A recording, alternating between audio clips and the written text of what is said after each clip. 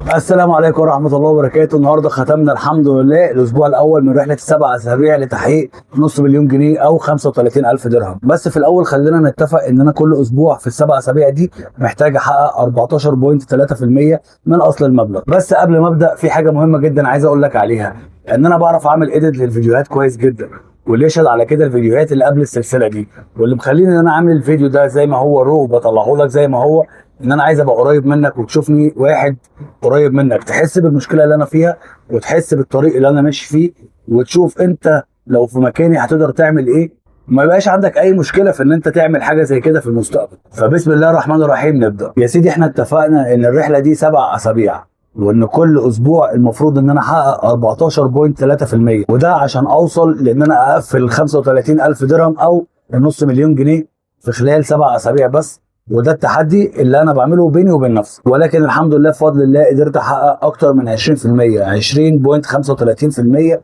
قدرت احققهم في الاسبوع الاول من رحله السبع اسابيع لتحقيق نص مليون جنيه.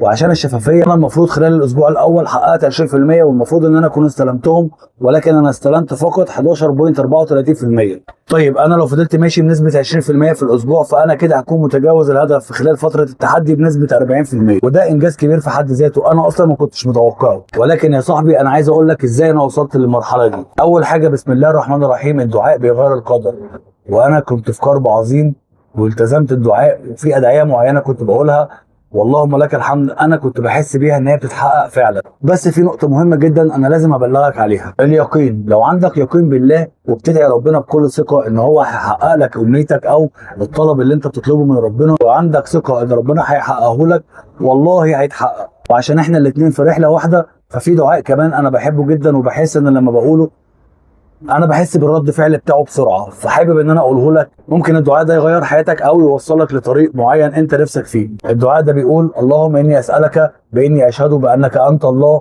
لا اله الا انت الاحد الصمد الذي لم يلد ولم يولد ولم يكن له كفوا احد. بعد ما تقول الدعاء ده بتدعي الحاجه المطلب بتاعك. بص، هو الرسول عليه الصلاه والسلام سمع حد من الصحابه بيدعي بالدعاء ده فقال له: انت دعيت باسم ربنا الاعظم. انا اخر واحد ممكن يحكي لك عن الموضوع ده، ولكن انا بقول لك الموضوع ده عن خبره او عن تجربه او عن ايمان، فبتمنى انك كمان تجربه. انا مش بقول لك جرب مع ربنا، ولكن انا بقول لك جرب ان يكون عندك يقين واطلب من ربنا.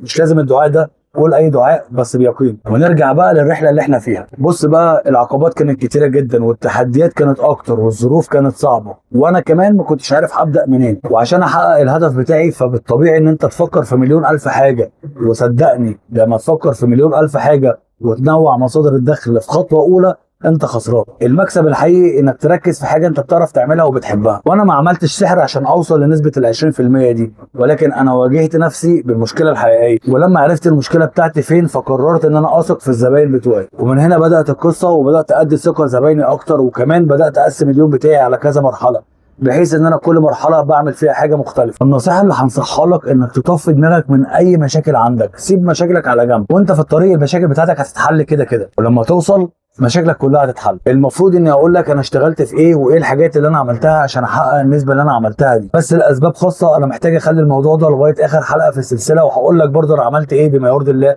وزي ما انا عندي شفافيه ووضوح معاك في كل حاجه، فانا بوعدك ان انا هقول لك انا وصلت لايه من ايه. بس الجدير بالذكر ان اللي انا بعمله ده فتح باب رزق لاكتر من 7 اشخاص، فانا بحمد ربنا ان انا كمان في الطريق اللي انا بساعد في نفسي قدرت ان انا اساعد 7 اشخاص تانيين، وانا شايف ان دي حاجه جميله جدا، يمكن اهم من التحدي اللي انا عملته ده نفسه. وبشكركم جدا، واستنوني في حلقه جديده الاسبوع الجاي باذن الله في سلسله السبع اسابيع تحدي لتجميع النص مليون جنيه او ال 35 درهم لتسديد ديون الشخص اللي قاعد قدامكم ده.